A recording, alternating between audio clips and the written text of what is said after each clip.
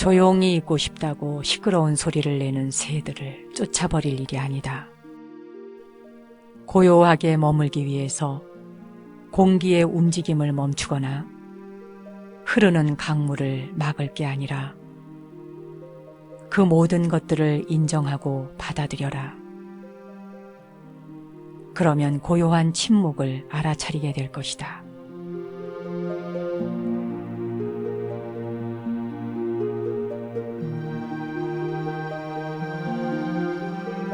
안녕하세요. 정목입니다. 사람들은 스트레스를 많이 받을수록 어떤 상황에 대해 신경질적으로 대응하거나 또 과민하게 대처하는 경우가 있지요. 하지만 이런 태도는 결코 올바른 방법은 아닙니다. 이런 것은 상황 자체에 대한 행동이 아니라 실은 기억에 대한 반응일 뿐입니다. 조용하고 고요하게 머물기를 원하면서 우리는 스스로 무의식적 기억에 반응하여 시끄러움을 자초합니다.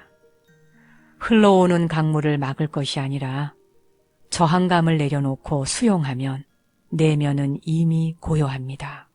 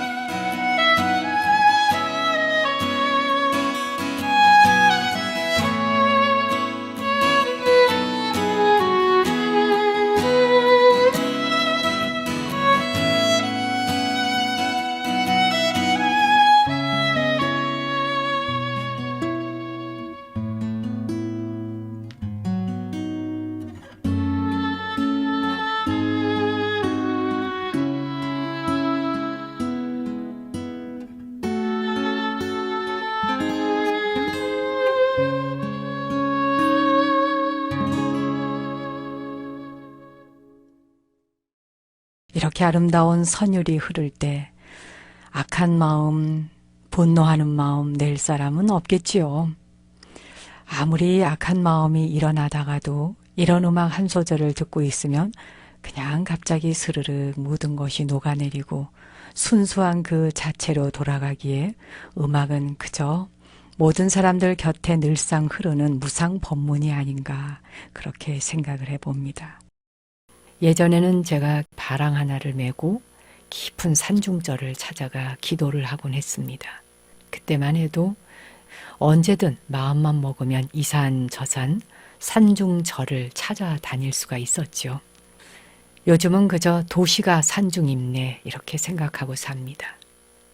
특히 제가 우리나라 산 중에서 뭐 어느 산인들 안 좋은 게 있겠습니까만 저는 좀 유난히 오대산을 좋아했습니다. 지금도 오대산을 떠올리면 오대산 월정사에서 정멸보궁까지 걸어 올라가잖아요.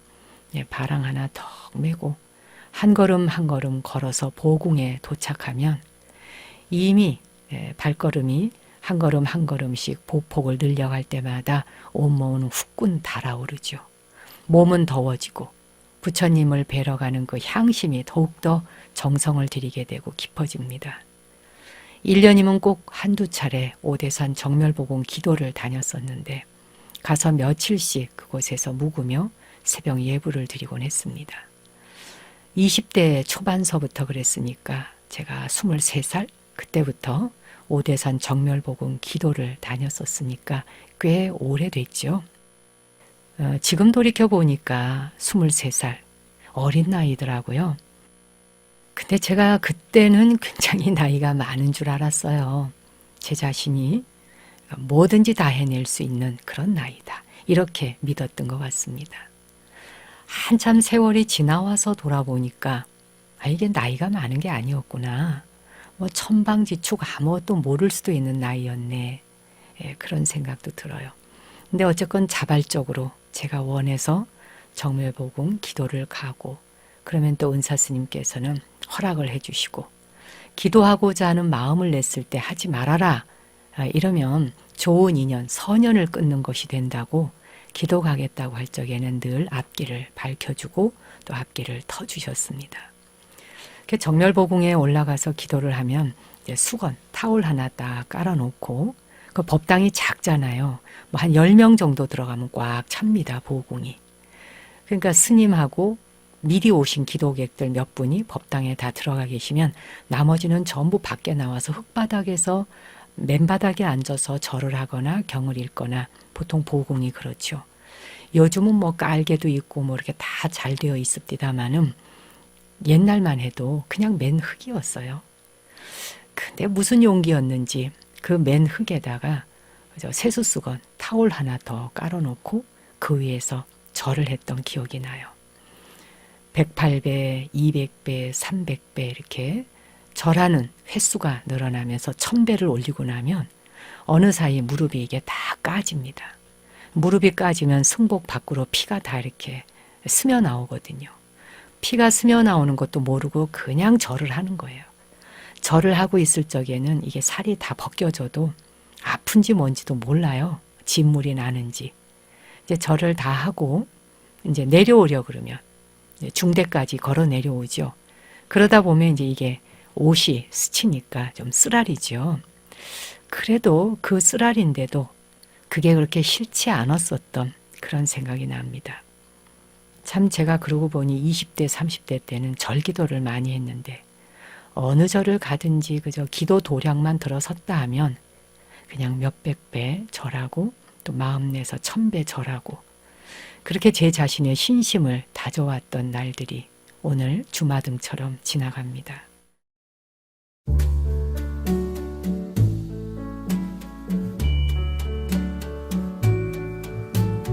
Wise men say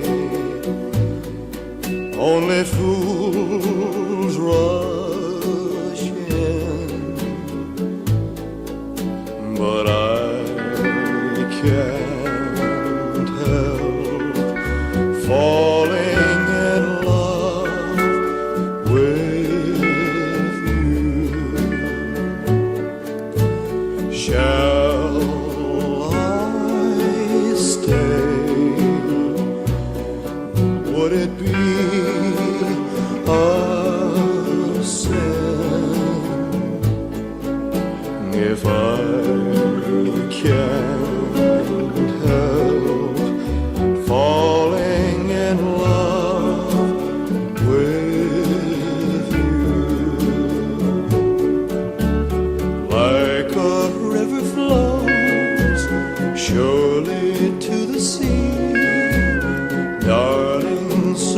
goes.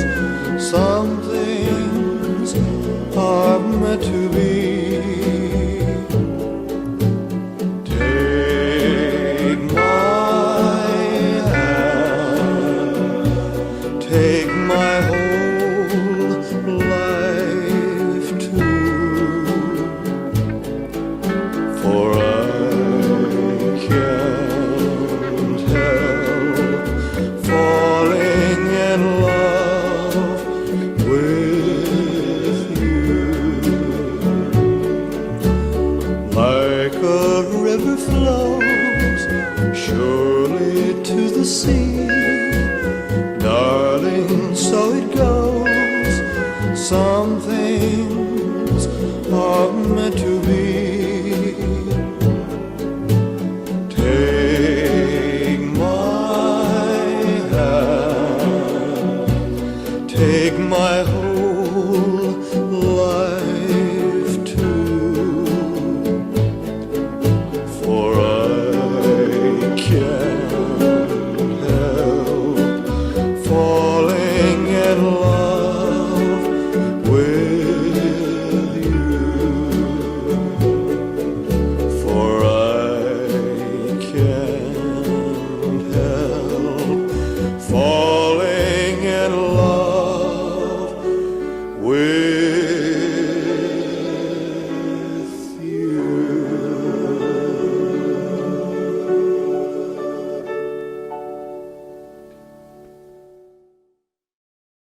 오늘은 제가 여러분에게 속단에 대한 이야기를 해드리고 싶어요. 한문으로 이을 속자의 끊을 단자입니다. 속단이라고 하는 건 장차 끊어질 약속을 이어간다는 뜻이라 그래요. 끊어질 수도 있는 약속, 그것을 이어가는 것을 속단이다. 이어갈 속자입니다. 바르고 큰 약속이 이루어지는 데 있어서 뭔가 좀 간사한 사람이 끼어들어서 방해를 하는 거예요. 그리고 그 약속 안 지켜질 거야. 야, 그까짓 거 뭐 약속이라고 그냥 버려. 그런 약속 안 들어도 돼. 아이, 그냥 지나가. 그걸 뭐 꼭 해야 돼? 뭐 이렇게 간사하게 사람이 끼어들어 방해하기도 하고 희롱하기도 하죠. 그런 식으로 마음이 한쪽으로 치우쳐져서 이제 의심을 품게 돼. 뭐 이건 내가 했던 약속이지만 뭐 이 약속을 꼭 지켜야 되나? 그리고 뭐 이 약속이 지켜진다 그래서 내 운명이 바뀔까? 뭐 별별 생각이 다 들 수 있죠. 약속이란 아주 사소한 것에서부터 큰 약속에 이르기까지 우리는 무수한 약속을 하면서 삽니다. 특히 부모가 첫 아이를 낳을 때 약속을 하죠. 내가 이 아이를 평생 동안 행복하게 살 수 있도록 잘 키우리라. 마음의 다짐입니다. 그 다짐이 약속이 되죠. 근데 사실 그 약속이 지켜지던가요? 살아가다 보면 내 뜻대로 안 되니까 애한테 폭력을 쓰기도 하고 욕설을 퍼붓기도 하고 또 막 고래고래 소리를 지르기도 하고 원수가 따로 없다 그러고 뭐 이런 일들이 탄생하죠.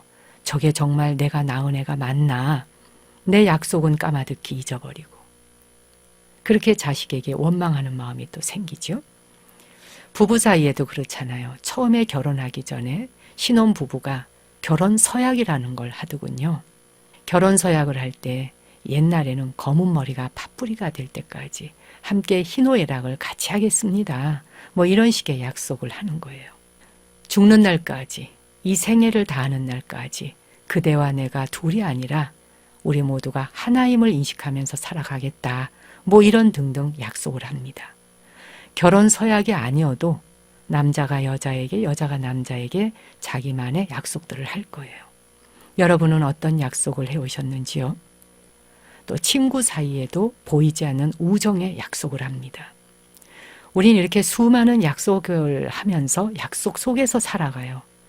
근데 그 약속들이 뭐 오늘 만나자, 내일 만나자, 우리 며칠 뒤에 만나서 식사 한번 할까? 그래, 동창 모임에 나와. 그래, 갈게. 그런 약속들은 사실 어지간하면 지킵니다. 뭐 누가 돌아가셨거나 집안에 뭐 어려운 일이 생기지 않은 이상은 영화를 가기로 했다든지 연극을 보기로 했다든지 뭐 어디 가기로 약속을 했다. 또 친구와 함께 여행을 가기로 했다. 뭐 이런 약속은 웬만하면 지킵니다.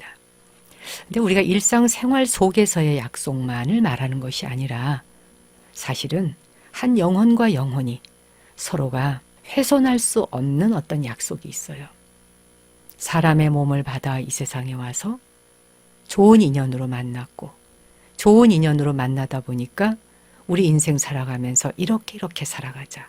이러이러한 마음으로 살아가자. 이런 약속을 합니다. 근데 이런 약속들이 바르고 굉장히 큰 서원의 약속일 수 있는데 이게 한순간에 그냥 잊어버린단 말이에요. 다 까먹어버리죠. 부부 사이만 봐도 알잖아요. 또 부모 자식 사이만 봐도 알 것입니다. 절친했던 절친이라는 친구 관계도 쉽게 우정이 깨지곤 합니다.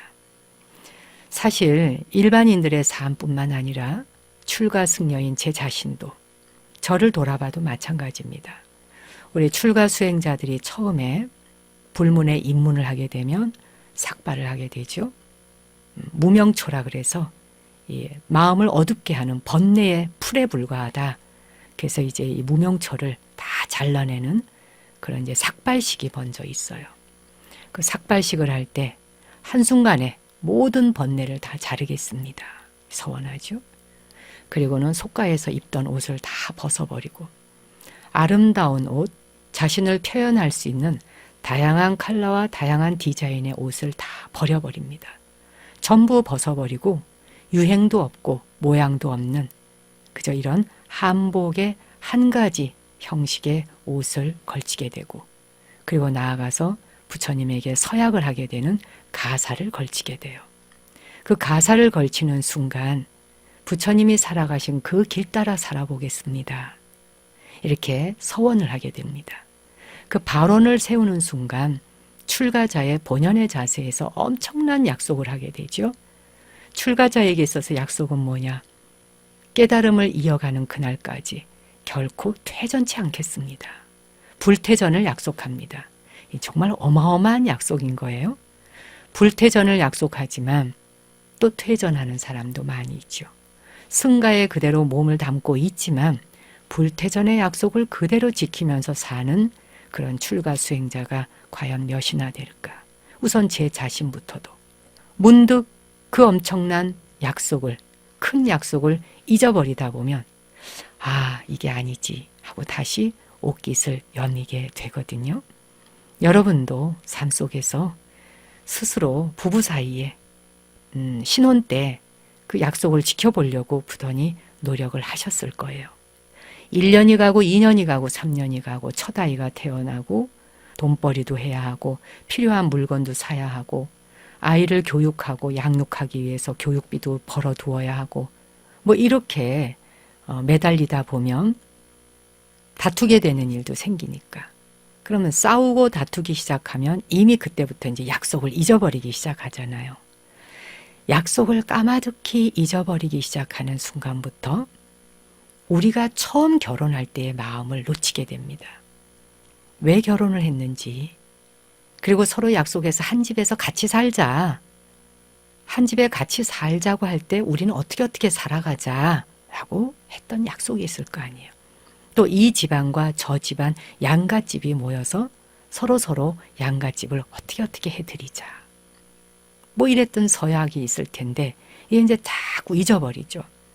생활 속에 번뇌가 들어오고 고민과 걱정이 들어오고 이렇게 때가 묻기 시작하다 보면 그 신성했던 약속은 잊혀지기 시작해요. 눈물이 난다 이 길을 걸으면 그 사람 손길이 자꾸 생각이 난다 붙잡지 못하고 가슴만 떨었지 내 아름답던 사람아 사랑이란 게 참 쓰린 거더라 잡으려 할수록 더 멀어지더라 이별이란 게 참 쉬운 거더라. 내 잊지 못할 사람아, 사랑아 왜 도망가. 수줍은 아이처럼 행여놓아 버릴까봐 꼭 움켜쥐지만 그리움이 쫓아 사랑은 늘 도망가. 잠시 쉬어가면 좋을 텐데.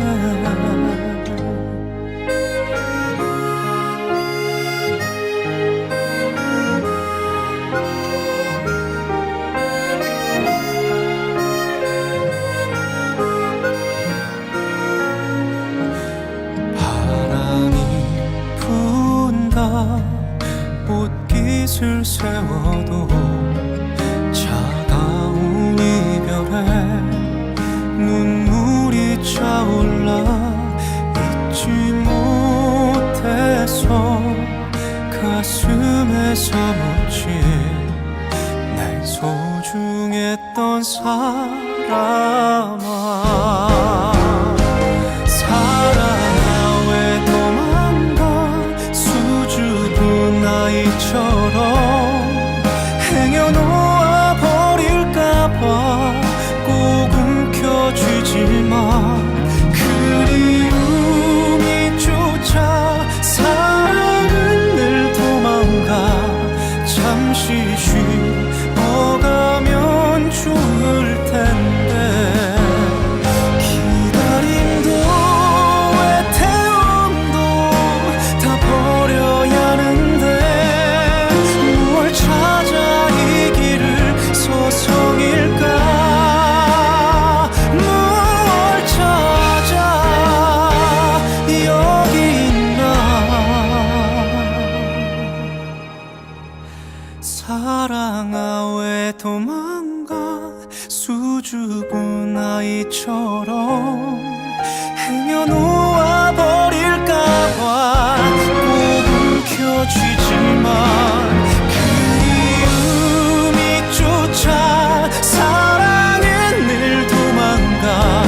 잠시 쉬어가면 좋을 텐데.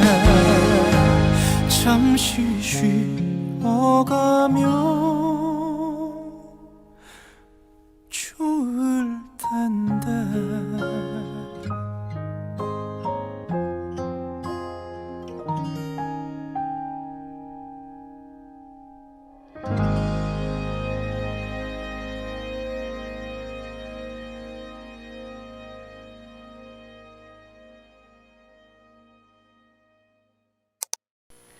하지만 이렇게 마음이 한쪽으로 치우쳐져서 이제 의심을 품기 시작해서 약속을 잊어버리잖아요.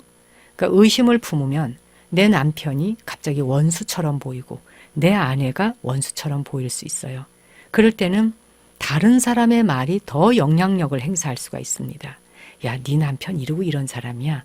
야, 네 아내 이러고 이런 사람이야. 옛날에 과거에 그 사람이 이렇게 살았대. 너 그거 알고 있었어? 뭐 이렇게 한마디 이야기하다 보면 그 상대방의 말이 더 그냥 크게 와닿는 거예요. 내가 한 집안에 살고 있는 내 아내, 내 남편을 믿을 수 없는 사람이 되죠. 이렇게 의심을 품기 시작하다 보면 했었던 약속들이 한순간에 그냥 와르륵 다 무너지는 겁니다. 근데 이렇게 약속이 끊어지기에 이르를 때, 그때 발근이가 있어서, 눈 발근이, 마음 발근이, 지혜 발근이가 있어서 정성과 믿음을 쏟아서 그 유혹을 물리칠 수 있도록 하라는 겁니다. 이 두 사람 사이에 이제 약속이 깨졌습니다. 그래서 막 마음에 갈등을 합니다. 야, 이렇게 하고는 도저히 난 못 살겠다. 내가 눈에 무슨 커플이 씌어가지고 무슨 커플이 씌었길래 내가 저 사람을 만나서 결혼했을까. 제대로 알아보지 못한 자신의 선택을 가슴을 막 치지요. 그럴 때 그런 사람들을 내버려 두지 말고 발근이가, 불가에서는 이 밝은 사람을 도반이라 그럽니다. 지혜와 식견을 가진 도반이 가까이 다가가 그들에게 정성과 믿음으로 그 유혹을 풀리도록 하고 그 유혹에서 벗어날 수 있도록 협력하고 협조하라는 거죠. 그리고 그것을 깨우치게 만들어 깨우치게 해서 처음 약속으로 돌아가도록 하는 것, 이것이 바로 속단입니다. 이을 속자 끈을 단, 끊어질 수 있는 약속을 이어가는 것, 이것 또한 덕행이라는 것이죠. 처음의 약속으로 돌아갈 수 있는 것. 오늘은 내 자신의 전체 인생을 한번 돌아보자는 거예요. 여러분의 삶의 전생애를 한번 돌아보자는 거예요. 지금까지 살아왔었던 전생애에 작거나 크거나 수많은 약속들이 있었을 것입니다. 불자들의 경우는 부처님의 제자로 불문에 입문하면서 3귀와 5계를 받게 됩니다. 불법성 3보에 귀의하고 의지하겠습니다. 5가지 5계를 지키겠습니다. 제일 중요한 약속입니다. 우리의 삶의 근간을 이루어주고 또한 내 인간성을 보호해주는 이런 3귀와 5계가 가장 큰 재산이 되고 진실한 보석과 보배가 되는데도 불구하고 내가 처음 불자로서 귀의할 때 3귀 5계를 받으며 이것을 그대로 지니고 살아가겠습니다라고 했던 약속을 지금까지 현재 내가 실행하고 있는지를 돌아보자는 겁니다. 만약 지금이라도 불자라고 이름만 걸쳐 놓았을 뿐이지 내가 3귀에 의지하지 않고 부처님과 가르침과 승가에 대해 공경하고 예경하는 마음이 없다면 그걸 다시 일깨우고 또한 5가지의 계율을 지키고자 하는 그 마음을 늘상 마음에 잊지 않고 살고 있지 않다면 지금쯤 다시 한번 또 점검해 봐야 할 때라고 생각합니다. 그래서 처음 약속으로 돌아가자. 저도 마찬가지고 우리 유나 회원들도 마찬가지입니다. 제가 유나 방송을 개국했을 때 처음 약속이 많은 사람들에게 행복을 나누기 위해 이 세상은 혼자 살아가는 것이 아니라 모두와 더불어 같이 노를 저어가는 것이라는 걸 일깨우고 또 살다가 고통스럽고 힘들 때 고통스럽고 힘들어하는 그 순간에 어둠의 등대를 밝혀주는 그런 등불 역할을 하겠습니다라는 마음의 약속을 했었습니다. 그 약속을 다시 한번 다짐하면서 점검해 봐야 할 때라고 생각합니다. 유나 회원 여러분도 유나 방송의 회원에 가입했을 때 그때 여러분 나름의 약속이 있었을 거예요. 자기의 감정을 다스리는 방법을 유나를 통해서 배우겠다든지 오늘 하루 한 가지씩이라도 칭찬하고 격려하는 내가 그런 축복과 기도를 하면서 살아가겠다라든지 어떤 약속이건 다시 한번 돌아보며 처음 마음으로 돌아가자. 초발심시 변정각이라. 처음 일으켰었던 그 신심이 바로 정각 깨달음으로까지 이어진다 했으니 우리 첫 약속으로 돌아가서 하나하나 한 걸음씩 걸어갈 수 있는 그런 새날을 맞이했으면 합니다.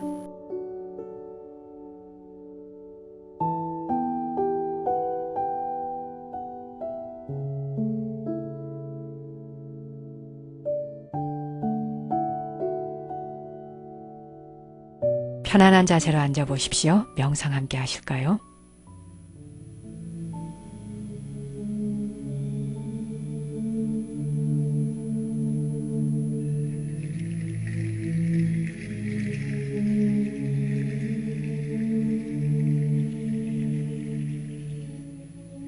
이제 편안한 자세로 앉아보십시오.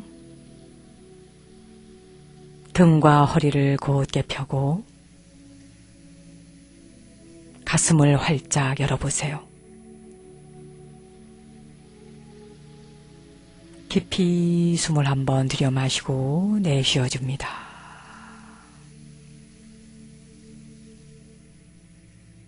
눈은 감거나 뜨거나 자유롭게 하십시오.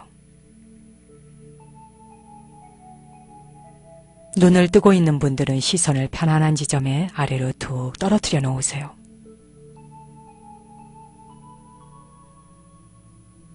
머리 위에서 발끝까지 온몸의 긴장을 천천히 마음의 눈으로 풀어내려가 보겠습니다.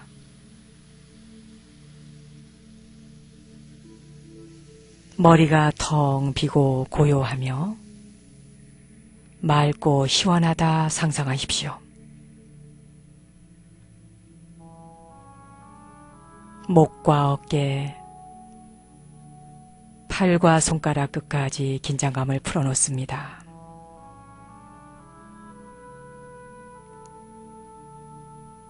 앞가슴과 아랫배, 등과 허리 쪽에 불필요한 긴장감이 있나 살펴보시고 긴장감을 풀어놓으십시오.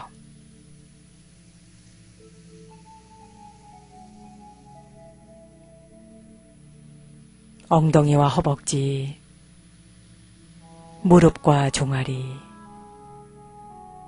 발목과 발가락 끝까지 긴장감을 풀어놓습니다.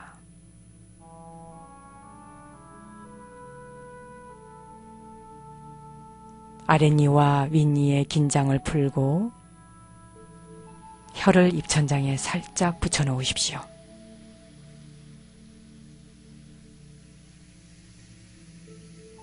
손이 자유로운 분은 손바닥이 위를 향하도록 해서 양손을 무릎 위에 가볍게 내려놓으십시오.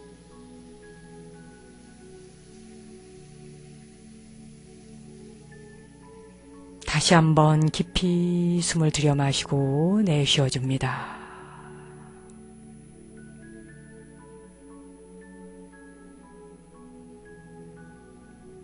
들이쉬고 내쉬고 들이쉬고 내쉬고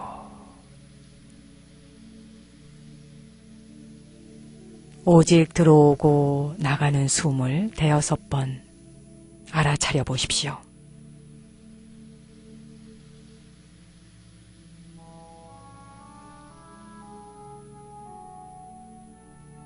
이제 배꼽 아래 단전에 마음을 집중해 보십시오.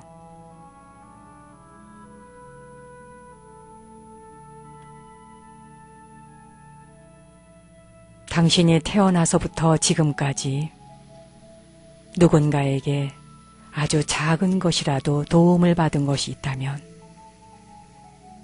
그 사람을 한번 떠올려 보십시오.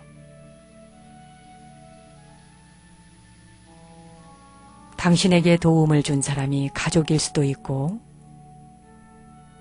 친구일 수도 있고 세상에서 만난 인연이 있거나 없거나 유형, 무형의 어떤 것들로부터 도움받은 것이 많을 겁니다.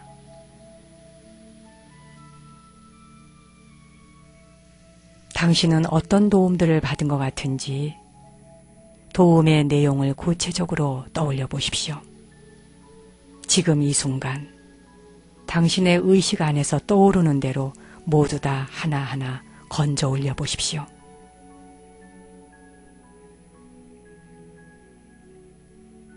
물질적인 도움인지 정신적인 도움인지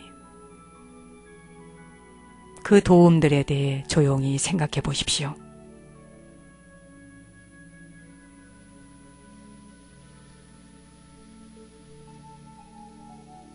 이제 그 도움을 준 사람을 향하여 따뜻한 미소를 보내십시오.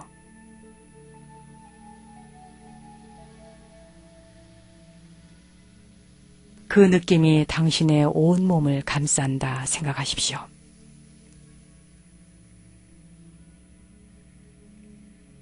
이제 그 느낌이 당신이 있는 공간을 지나 더 넓게 넓게 세상으로 퍼져가도록 하십시오.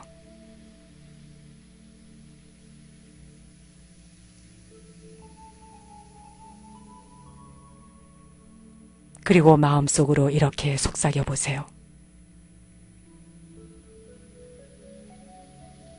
당신의 도움에 진심으로 감사드립니다. 당신의 도움에 진심으로 감사드립니다.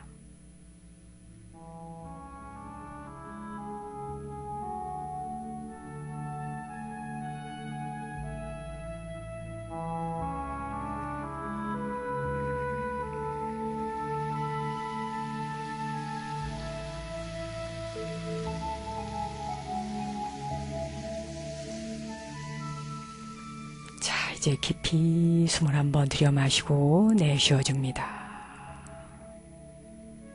눈을 감았던 분은 눈을 뜨셔도 좋습니다. 자, 손에 깍지를 껴고 앞으로 쭉 뻗어보시죠. 위로 쭉 뻗어 올리고 최대한 스트레칭을 해줍니다. 쭉쭉쭉 뻗어주세요. 툭 풀어놓습니다.